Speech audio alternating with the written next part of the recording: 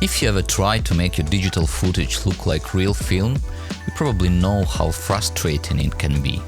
You play around with LUTs, use power grades with impossible node trees, add some grain overlays, but it never truly feels like film. That's where Dehancer comes in. Hi, I'm Andriy. I shoot with Fujifilm and I come from content creation and photography world. Along the way, I got a little obsessed with making my video footage feel more organic, more like celluloid. If you're on the same journey, trying to bring the timeless film character into your projects, then this review is for you. Just so you know, Dehancer did send me this plugin to review. What I like though is that they specifically asked for an honest review, no strings attached. So what exactly is Dehancer? It's a film emulation plugin for DaVinci Resolve, Final Cut Pro and Premiere Pro. Instead of just stacking filters on top of your footage, it simulates the way actual film stocks behave. The color signs, halation, bloom, grain, even how highlights roll off. Basically, it brings the physics of film into your digital workflow. Now, what makes Dehancer special? First, it's scientifically accurate. The Dehancer team actually shoots and scans real film stocks to create their profiles. Second, instead of faking film with overlays, it reconstructs your image as if it were shot on film. Third, and this is my favorite one, it's as simple or as advanced as you want it to be. You can keep it one-click easy, or you can dive deeper and fine-tune every aspect of the look. Inside the plugin you'll find core film emulation, print options for different output mediums, and what I like to call the film sugar, halation, bloom, grain, and all those subtle imperfections that make film feel alive. And with over 60 film stocks included, you can go as nerdy as you want. Want the soft tones of moonlight? That's Agfa Color Portrait. Want the futuristic grid of Blade Runner? You'll find it in Kodak Vision 3 stocks. For filmmakers who love that authentic look, this is basically a playground. When it comes to setting up Dehancer inside DaVinci Resolve, you've got a couple of different ways to approach it. Personally, I find myself using two methods most often. The first one is what I call the streamlined approach. You just drop Dehancer as a single node at the very end of your chain. Pick your camera profile from Dehancer's built-in list and it handles the transformation for you. It's clean, simple and honestly works great for most projects.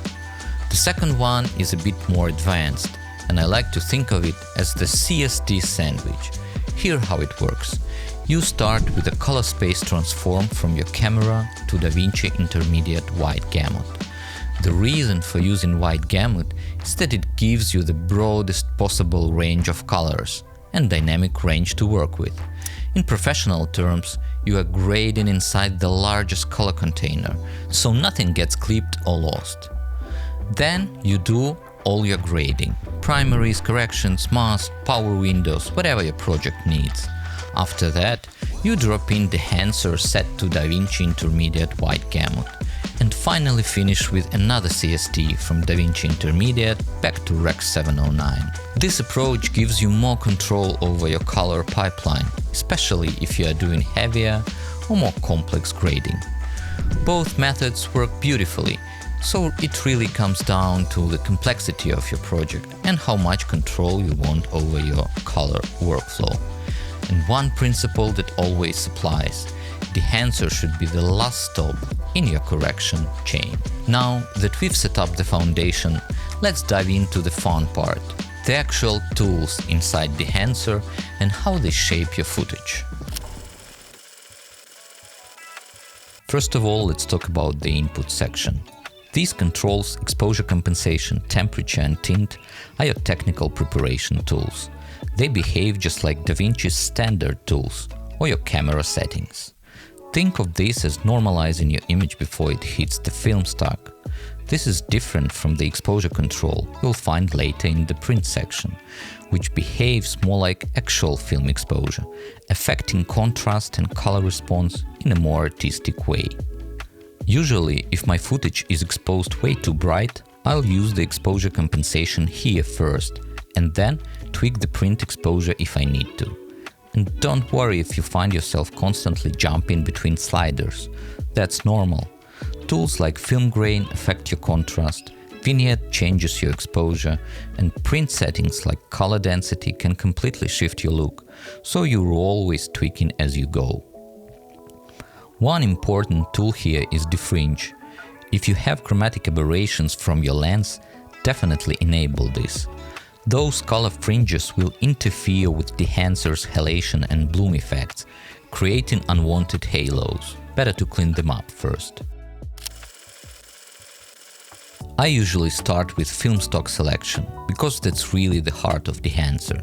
The plugin includes profiles for most cameras and gives you access to more than 60 different film stocks, all meticulously sampled from real film. You'll find everything from modern Kodak Vision 3 to specialty stocks like CineStill 50D. What makes this powerful is that each stock also comes with push and pull controls. Pushing a stock brightens the image and increases contrast, while pulling does the opposite, it darkens and softens. Really useful. Once you've picked your film stock, the next step is the print medium. This is where you decide how your film is displayed. Dehancer gives you several options. Kodak 2383 is the Hollywood standard. If you've seen a blockbuster in the last 20 years, chances are it was printed on this stock. To my taste, it's the most cinematic one. Fujifilm 3513 has the subtle green-magenta separation that adds a slightly cooler, more stylized feel. And then there's Endura paper, which gives you more of a photographic print look. Perfect if you want something that feels closer to still photography than cinema projection. Apart from standard tools here, one control I use all the time is color density. It's way better than normal saturation. Instead of just cranking everything up, it makes colors feel deeper and more film-like. Wow, what a drastic change. Film Developer is perfect for footage from cameras that don't have dedicated profiles. This is your go-to for unknown cameras or tricky source material like DJI's D-Cine-like, which behaves differently across their drone lineup. We don't need any corrections for our footage, except from color boost. What I like is that it works on the dull colors first, which makes the whole image feel more balanced. Great. Film compression might be my favorite tool in Dehancer. Digital cameras tend to clip highlights. Once you hit white, all detail is gone. This tool solves that by compressing the highlights and pulling them down in a natural way. Here I use tonal range constantly. It controls how deep into your shadows the compression reaches. Push it higher and the compression affects more of your tonal range, giving you that soft, film-like roll-off. Of course, this won't bring back detail from completely blown highlights, but it does make harsh clipping look smoother and adds texture where you'd normally just see flat white. When it comes to grain, most tools fake it by pasting noise over your footage. Dehancer does it differently. It reconstructs the image so the grain lives inside it, just like real film. The grain profiles are based on actual film formats and ISO ratings. 35mm at ISO 50 gives you fine, subtle grain. 8mm at ISO 500, much more pronounced and organic. Of course, you can customize it further if you need to. But here's what I love. You can control grain separately in shadows, midtones and highlights, because that's exactly how real film grain behaves. And film resolution is one of those smart touches that shows Dehancer really understands film. Here's the thing, if you just slap grain on top of a razor-sharp digital image, it looks fake. Real film can't resolve detail finer than its grain structure, so this parameter mimics that natural limitation. I usually keep it between 50 and 70 for that authentic film look.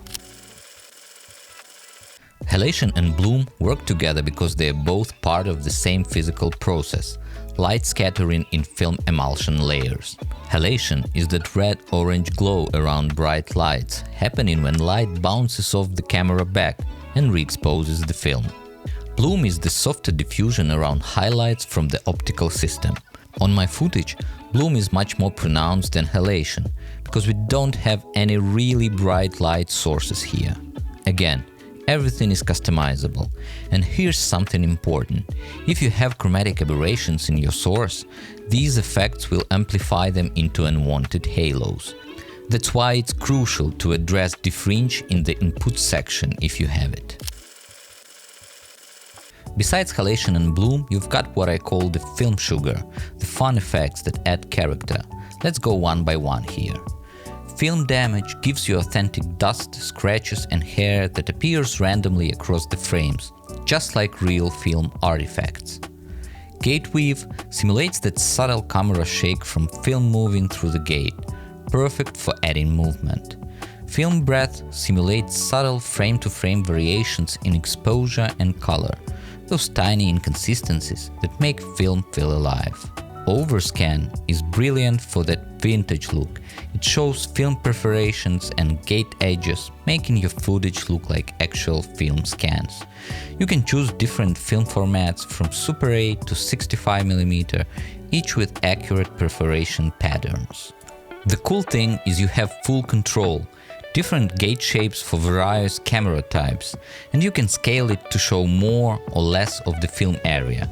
You can even add gate defocus to simulate how the film sits in the camera, plus exposure controls that affect how bright those perforations appear. Vignette adds natural lens fall-off and is self-explanatory. Finally, I work in normal quality for speed during grading, then switch to high quality for my final renders. That works best for me. I've tried a lot of film emulation tools over the years. Power grades like Film Vision, Cineprint, Film Unlimited, you name it.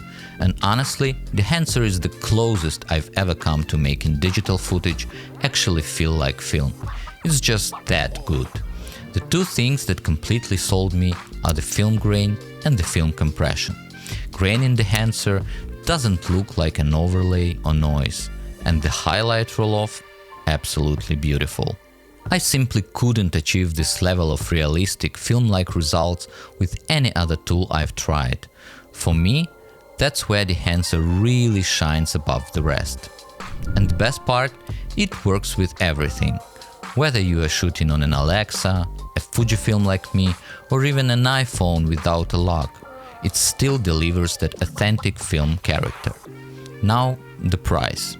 Dehancer Pro is around $600 for a lifetime license, which is no small investment, especially if you're just starting out as a creator.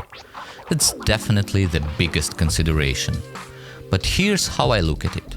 When you buy a power grade, you are paying for 2 or 3 looks, and that's it. You're locked into those styles. And with Dehancer, you essentially get a full film lab with around 60 film stocks, plus all the tools to fine-tune your image exactly how you want it. To me, that flexibility makes it worth the investment for anyone wanting a true film look. And if you do decide to give it a try, I've got a 10% discount code you can use. It works on any Dehancer product and will save you some money. So here's my bottom line. If you're serious about making people question whether you shot on actual film stock, this is the real deal. By the way, everything you've seen in this video, every single shot, was graded with Dehancer. But before you go, here's a sneak peek into Dehancer's iPhone app that brings the same great tools to your photos. The app lets you achieve the same film looks we've been talking about, but for your photos. In the Presets tab, you've got ready-made combinations of different film stocks and prints, perfect for quick one-tap transformations. And in the Edit tab, you can either refine those presets or build your look from scratch with the same tools we've covered: film profiles, halation, bloom, film compression. Actually, I've never seen a photo app that gives you control over halation and bloom effects out of the box. So yeah, pretty solid app and definitely worth checking out if you want that film look on the go. And now that's it. Thanks for watching, and I'll see you in the next one.